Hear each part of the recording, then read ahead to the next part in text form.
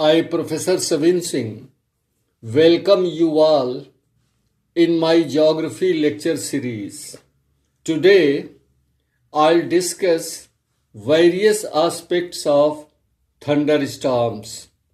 आज हम तड़ित झंझा या झंझा या थंडरस्टॉर्म्स के विभिन्न पक्षों पर चर्चा करेंगे। तड़ित झंझा, तड़ित माने होता है बिजली, विद्युत, इसलिए इसको तड़ित झंझा भी कहते हैं, केवल झंझा भी कहते हैं या इसको हीट स्टॉर्म भी कहते हैं। और थंडर स्टॉर्म्स और साइक्लोन में अंतर क्या होता है? What is the difference between cyclone and thunder storms? Cyclone में बाहर से हवाएं अंदर की ओर आती हैं और चक्राकार मार्ग में प्रवाहित होती हैं, जबकि थंडर स्टॉर्म्स में ये बाहर से हवाएं केंद्र की ओर आकर के ऐसे ऊपर की तरफ अचानक उठती हैं।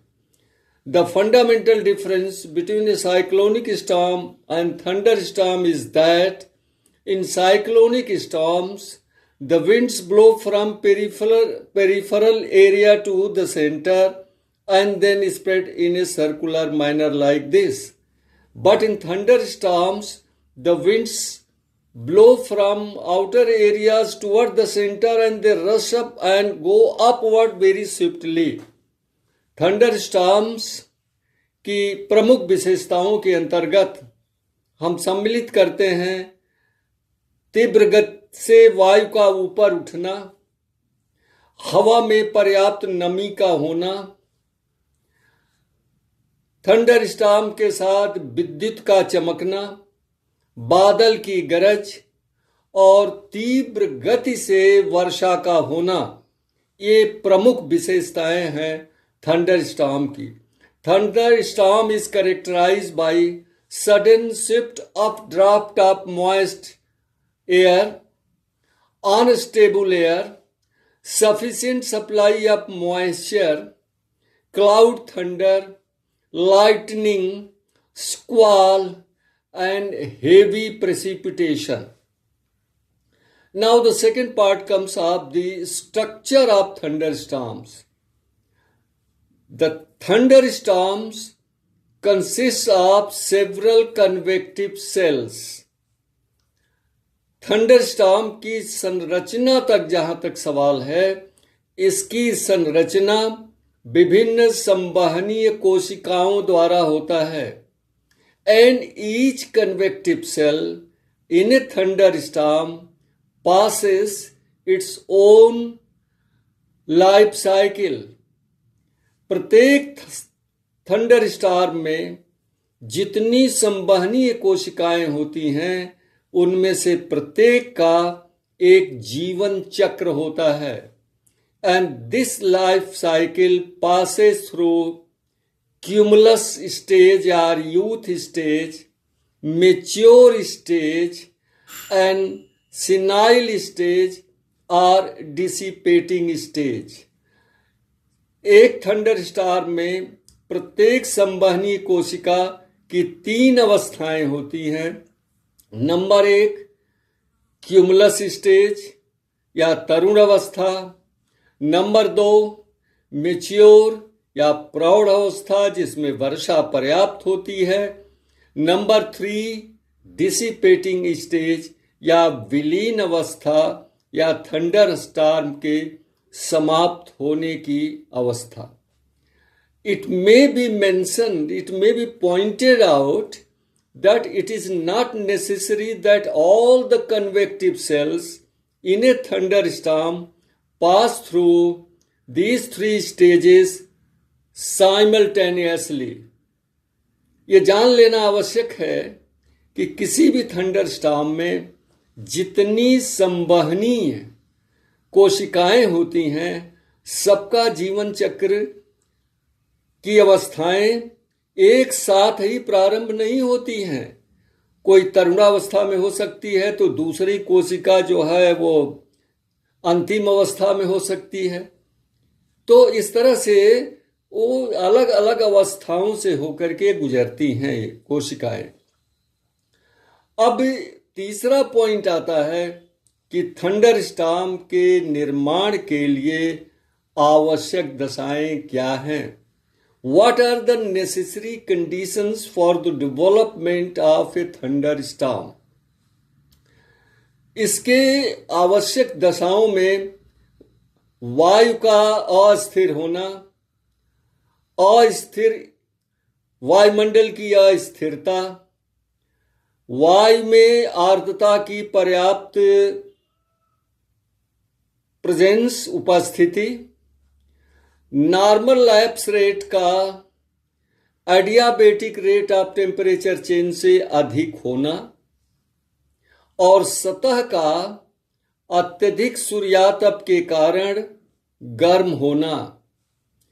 तो जब वायुमंडल में अस्थिरता होती है, सतह में तेजी से धरातली सतह का तेजी से ऊष्मन यानी हीटिंग होती है इंसोलेशन के द्वारा, हवा गर्म होती है और अगर उसमें एब्सोल्यूट ह्यूमिडिटी पर्याप्त है तो बहुत तेजी से ऊपर उठती है और जिस कारण थंडर स्टॉर्म की रचना हो जाती है।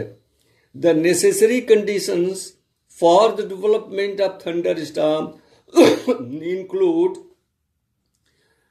instability of the atmosphere, moist air, intense heating of the ground surface through insolation, and sudden and swift updraft of moist air. इन दशाओं के प्राप्ति के उपरांत ही थंडर स्टॉर्म का निर्माण होता है। अब ये थंडर स्टॉर्म का समय कितना होगा, ये निर्भर करता है कि उसकी जो संवहनीय कोशिकाएं हैं उनका विकास किस प्रकार हुआ है। एक चीज और स्पष्ट करना आवश्यक है कि ये जो आवश्यक दशाएं हैं वो भूमध्य रेखा के 5 अंश उत्तर और 5 अंश दक्षिण अर्थात डोलड्रम की पेटी में सुलभ होती हैं। All the necessary requirements and conditions for the development of thunderstorms are available in a region 5 degree to the north of equator and 5 degree to the south of equator, meaning thereby in doldrum. That's why you should remember that tropical cyclones do not form within this area, that is 5 degree north and 5 degree south. But thunderstorms are formed to the maximum limit in this area. As we go to the north or south of the equator, the frequency and severity of thunderstorm decrease. Why this is so? उसके पहले हम 2 term समझ लेते हैं, यानी भूमध्य रेखा से ध्रुवों की ओर जाने की तरफ जब जाते हैं हम तो थंडर स्टॉर्म की आवृत्ति उसकी प्रचंडता कम होती जाती है। क्यों? इसका उत्तर जानने के पहले हमें 2 टर्म्स को समझना जरूरी होगा, icing level and cloud base. Cloud base जो है निचला भाग होता है थंडर स्टॉर्म का, ये वो हाइट होती है जिस पर संघनन प्रारंभ होता है और उसके ऊपर वह स्थल, वह ऊंचाई जिस पे जलकण ठोस रूप में बदल जाते हैं, हिमकण के रूप में बदल जाते हैं, उसको आइसिंग लेवल कहते हैं। So the cloud base denotes that level are height at which condensation begins, and above that the icing level denotes that height or level at which water particles, water droplets change into ice particles. ये icing level यानी हिमतल और मेघतल, मेघ माने बादल, cloud, तो icing level और मेघतल के बीच में जितना ही अंतर अधिक होगा यानी थिकनेस अधिक होगी वह थंडर स्टॉर्म उतना ही प्रबल होगा और बहुत देर तक टिकेगा। Greater the thickness between the icing level and cloud base, greater the duration of thunder storm and greater the intensity of thunder storms. यही कारण है कि उच्च अक्षांशों में 60 अंश अक्षांश के उत्तर या 60 अंश दक्षिणी अक्षांश के दक्षिण जाने पर थंडर स्टॉर्म नहीं बनते हैं, क्योंकि आइसिंग लेवल जो होता है, जो ट्रॉपिकल एरियाज में इतना होता है, इतनी ऊंचाई पर होता है, वो बहुत कम ऊंचाई पर होता है। बहुत जल्दी ही हिमकड़ बनने लग जाता है, इसलिए वहाँ थंडर स्टॉर्म नहीं बनता है। ये सवाल आपके प्रतियोगी परीक्षाओं में अक्सर पूछा जाएगा या पूछा जाता है कि थंडर स्टॉर्म क्यों भूमध्य रेखीय क्षेत्रों में ज़्यादा होते हैं और उच्च अक्षांशों में नहीं बनते हैं। अब हम यहाँ पर थोड़े से जो संवहनीय कोशिकाएं हैं, उनकी 3 जो अवस्थाएं हैं, उनका हम जिक्र करते हैं। पहला जो क्यूमुलस स्टेज है, यानी तरुणावस्था है, उसमें ये आर्द्र अस्थिर हवाएं तेजी से ऊपर उठती हैं और ऊपर इस तरह से सीरोस्ट्रेटस और आल्टोस्ट्रेटस बादलों का निर्माण होता है, लेकिन अभी वर्षा प्रारंभ नहीं होती। मैच्योर स्टेज में ये तेजी से हवाएं आर्द्र ऊपर उठती हैं, बादलों का निर्माण होता है क्यूमुलोनिम्बस, और इस मैच्योर स्टेज में अप ड्राफ्ट भी होता है और डाउन ड्राफ्ट भी होता है, meaning there is ascent of moist air, that is called updraft. Simultaneously there is some downdraft, means the cool air descends downward, but there is a heavy downpour, heavy precipitation. बहुत तीव्र गति से वर्षा प्रारंभ होती है और इसी को कहते हैं क्लाउड बर्स्ट, मेघ प्रस्फोट, बादल का फटना। एक्चुअली बादल नहीं फटता है, बल्कि मूसलाधार बारिश होती है, इसको क्लाउड बर्स्ट कहते हैं। Such type of cluster cloud burst happened on the night of 16th June and 17th morning 2013 in Uttarakhand, where this cluster cloud burst took place, occurred in 12 districts, and there was a furious flood in Mandankini and Alaknanda river, thus destroyed all the riverine settlements in that area.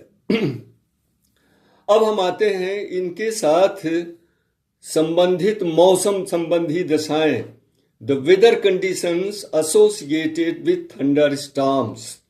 तो ये स्पष्ट है कि thunder storm ग्रीष्मकाल में बनते हैं, मौसम के सबसे गर्म दिन में बनते हैं और दिन के सबसे गर्म घंटे में बनते हैं। यानी thunder storms develop during summer season because of intense heating of ground surface in the warmer day of a season and in the warmer hour of a day। और इनके साथ जो होता है तीव्र वर्षा, मूसलाधार वर्षा, cloud burst. Number 2 cloud thunder, lightning and squall. Cloud burst मैंने आपको बता दिया कि मिनिमम समय में अधिकतम वर्षा, जो सेल संवहनी कोशिकाएं पूर्ण विकसित होती हैं, वहां पर ये वर्षा घंटा और 1 घंटा से अधिक भी हो सकती है।